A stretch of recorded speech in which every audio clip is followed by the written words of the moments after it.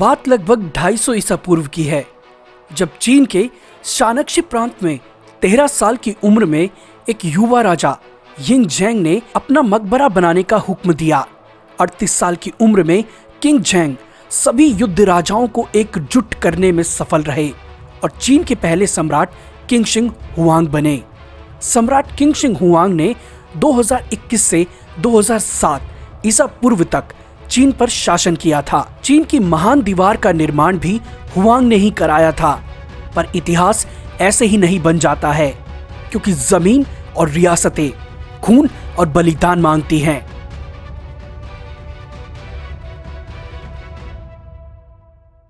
पर वीडियो को शुरू करने से पहले आप सभी से एक रिक्वेस्ट है कि अगर आप इस तरह के और भी वीडियोस देखना चाहते हैं तो हमारे चैनल को आज ही सब्सक्राइब कर लें और बेल आइकन को भी प्रेस कर दें।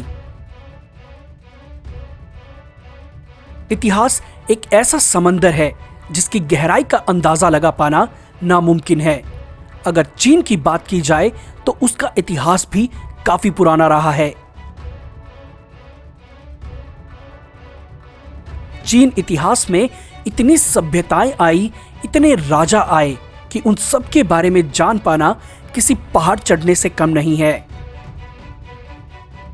इन राजाओं ने अपने समय में खुद को इतिहास में अमर बनाने के मकसद से कई कार्य भी किए। उन्हीं में से एक थी चीन की महान दीवार और एक है टेराकोटा वॉरियर की कब्रगाह।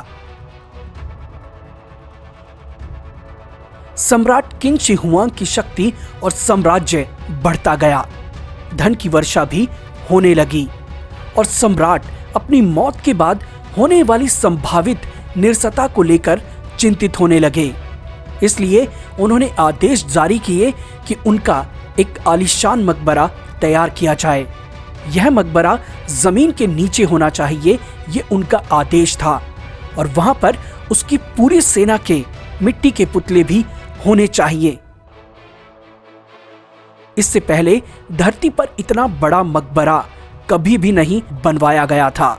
इसके बाद राजा के आदेश की तामील हुई और इस मकबरे के लिए शियान शहर के उत्तरी पहाड़ों के पार रेगिस्तान जैसी जगह को चुना गया, जहां जमीन के नीचे खुदाई कर राजा की कब्र बनाई गई और उसके साथ उनकी टेराकोटा आर्मी के योद्धाओं व उनके घोड़ों तक के पुतले बनाए गए।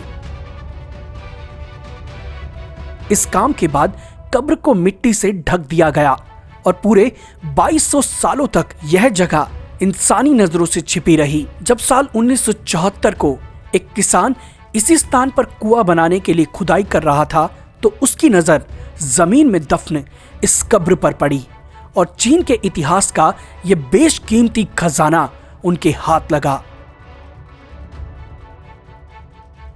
इसके बाद अगले 10 सालों तक पुरातत्व विभाग के लोगों ने इस स्थान व इसके आसपास के काफी बड़े क्षेत्र में खुदाई की। इस दौरान लगभग 8000 के करीब सिपाहियों के पुतले मिले, जिन्हें बेहद खूबसूरती व सफाई से पेंट किया गया था। इस खुदाई को जब और आगे बढ़ाया गया तो पता चला कि सम्राट की मौत के बाद उनके शव को भी यहीं दफना दिया गया था।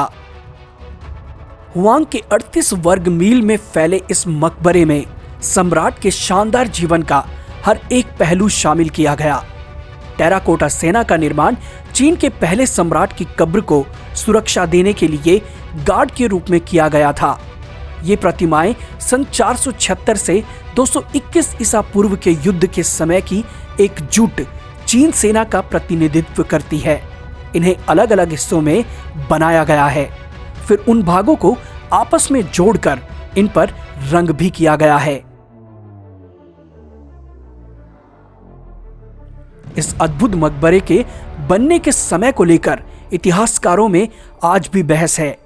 अधिकतर विशेषज्ञ मानते हैं कि इस मकबरे को बनने में 40 साल का समय लगा था, जबकि कुछ विशेषज्ञ ये कहते हैं कि इसे बनने में 10 साल का समय लगा।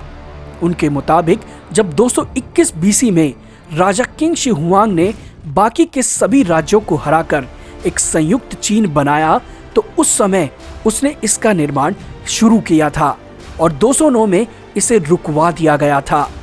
इस मकबरे में मिले पुतलों की जांच में पाया गया कि टेराकोटा योद्धाओं के इन बुतों ने बहुत सी चीजों का सामना किया है, जैसे कि बाढ़।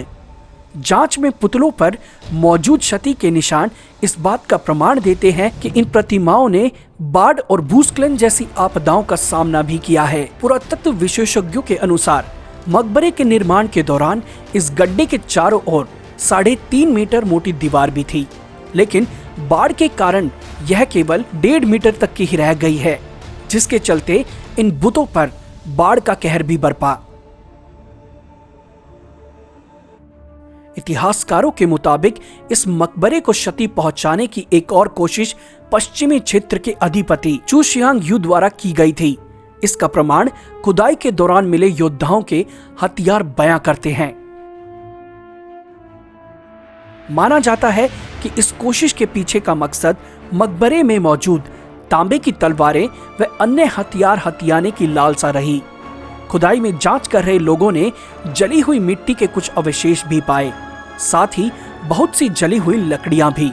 इससे पता लगा कि टेराकोटा आर्मी के इन बुतों को खत्म करने के लिए इन्हें जलाने का भी प्रयास किया गया था।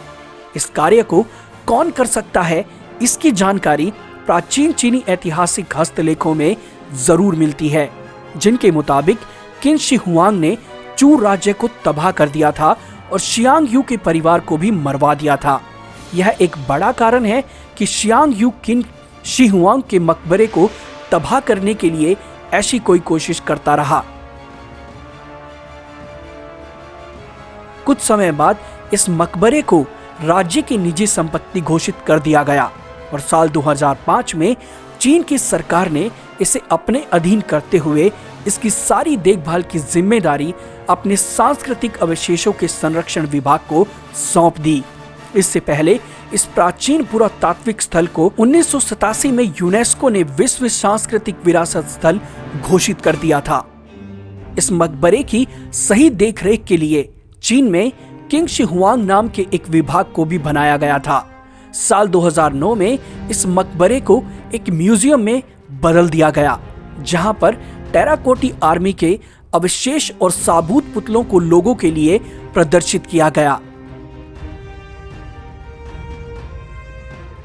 बहरहाल चीनी इतिहास को दर्शाता यह मकबरा आज दुनिया भर के लोगों के लिए ऐतिहासिक पर्यटन स्थल बन चुका है।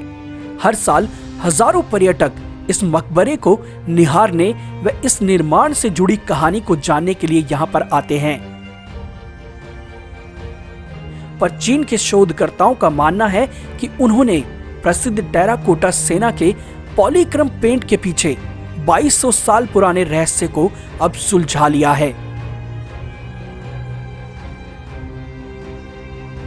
1974 में वापस खोजा गया टेराकोटा सेना लगभग 8000 मूर्तियों का एक विशाल संग्रह बना, जो सैनिकों, रथों और घोड़ों का प्रतिनिधित्व करती है, जो चीन के पहले सम्राट किंग शी हुआंग के साथ दफन किए गए थे,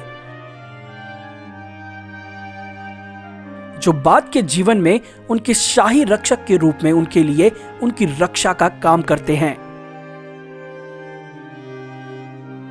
जब वे पाए गए तो कुछ मूर्तियों में अभी भी रंगीन वर्णक और बाध्यकारी सामग्री के मिंट अवशेष मिलते हैं।